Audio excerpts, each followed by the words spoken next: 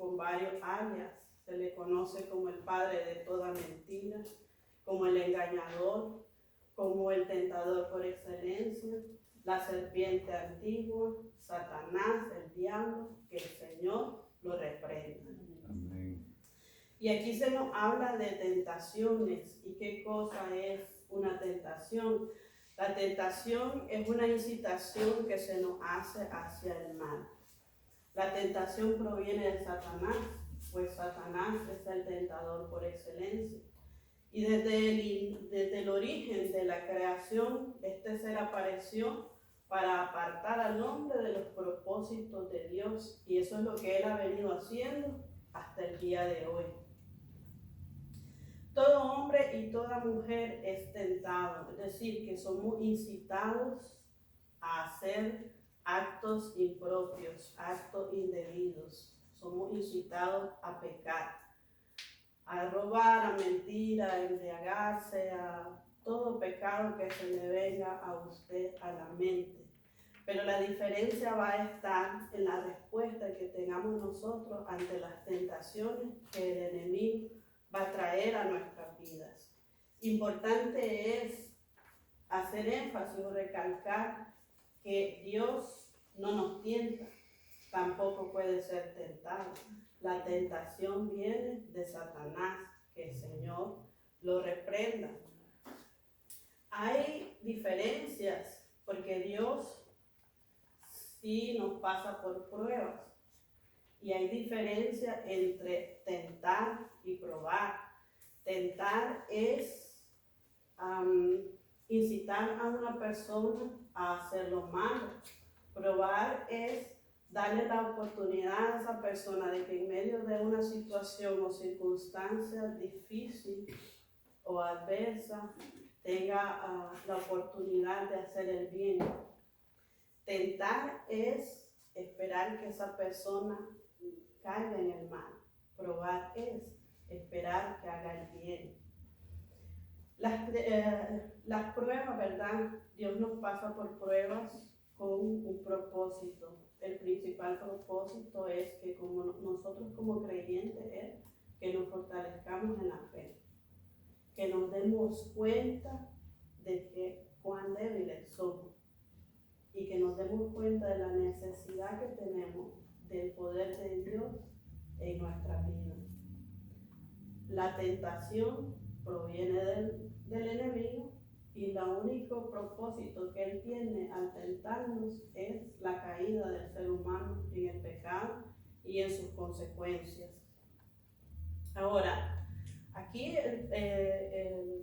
la porción que hemos leído dice que cuando Jesucristo fue llevado al desierto, se encontraba solo, se encontraba cansado, físicamente desgastado porque estaba en un ayuno prolongado. Pero es ahí, en la soledad, ahí en el desierto, donde Él aparece a tentarnos. Y es que, amados jóvenes y hermanos, de que la tentación va a ser mayor cuando nos encontramos solos, cuando ustedes están fuera de la iglesia, fuera de su casa, lejos de su familia, allá en la escuela, en la universidad, en el trabajo. Incluso muchas veces la tentación va a ser mayor allá en la soledad de su habitación, donde están solos, donde nadie los ve. El enemigo les va a tentar a hacer cosas impropias, cosas que no le agradan a Dios. La tentación va a ser mayor cuando un joven quiere servirle a Dios, cuando quiere hacer las cosas bien, cuando están empezando en este caminar cristiano, porque el objetivo del enemigo es desanimarlos, es desalentarlos, es de traer dudas a su mente, a su corazón. ¿Para qué? Para sacarlos del camino. ¿Ves? En el versículo 2 al 4 dice que después de haber ayunado 40 días y 40 noches, él tuvo hambre. Y vino a él el tentador y le dijo: si eres hijo de Dios, di que estas piedras se conviertan en pan. Él respondió y dijo: escrito está, no solo de pan vivirá el hombre, sino de toda palabra que sale de la boca de Dios. Entonces dice que después de 40 días de ayuno, el Señor tuvo hambre. ¿Ves? Ahora aquí, Él le dice que convierta unas piedras en pan.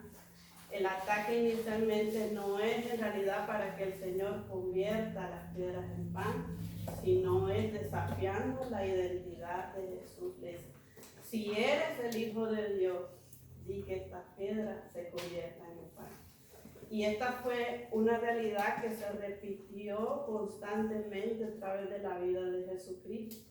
En una ocasión dice que los fariseos le dijeron que le hiciera una señal del cielo y ellos iban a creer que él era el Mesías. Estando en la cruz, la gente le decía, si eres el Mesías, bájate de esa cruz y sálvate a ti mismo. Los maestros y los sacerdotes le decían que Dios lo baje de la cruz, que Dios lo salve, porque él decía que era el Mesías. Incluso uno de los delincuentes que estaba siendo crucificado a su lado le dijo, si eres el Hijo de Dios, bájate y sálvanos. Entonces, a lo largo de su vida, los ataques fueron a la identidad de Jesús. Y así va a ser a lo largo de nuestras vidas como cristianos. Van a venir ataques a nuestra identidad como hijos de Dios. Luego dice de que, a ver, alguien que me lea del verso 5 al 7.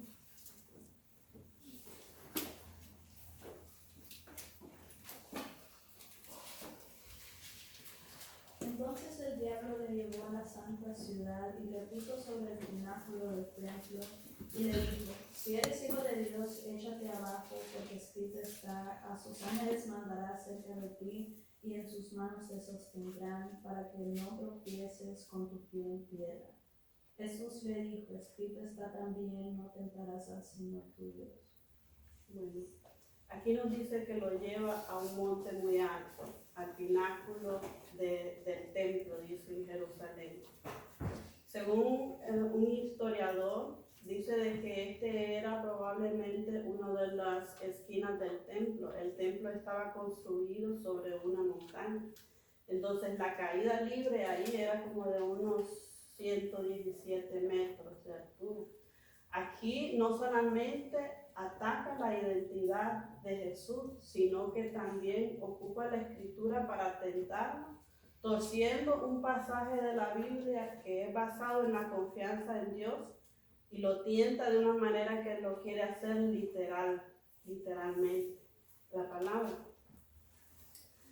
Amados jóvenes, a lo largo de la vida se van a dar cuenta de que el enemigo va a ocupar gente con ese propósito de traer a ustedes la escritura de una manera que sacan de contexto muchas veces la palabra para persuadirlos a hacer algo incorrecto o algo impropio.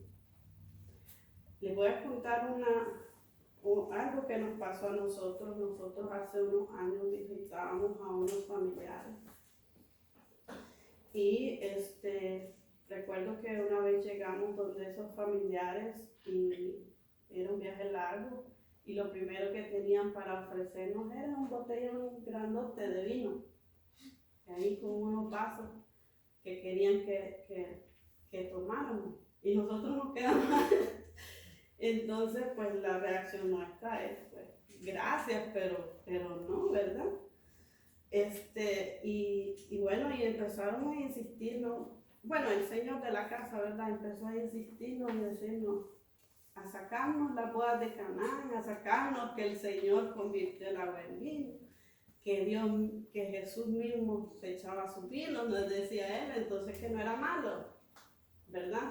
Pero esto van a encontrar gente que va a venir con esas intenciones para persuadirlos de hacer, y hay que estar bien fundamentados en la palabra para no caer en esa tentación. Este señor nos decía, ¿cómo dice el religioso de al lado? Tenían un vecino cristiano. Decía, ¿cómo el religioso de al lado, el cristiano, lo mandamos bien calientito al culto? Es decir, lo esperaban allá afuera, cuando lo veían salir con su Biblia, le ofrecían y no lo dejaban ir hasta que lo hacían tomar, es decir, los mandaban bien calentitos.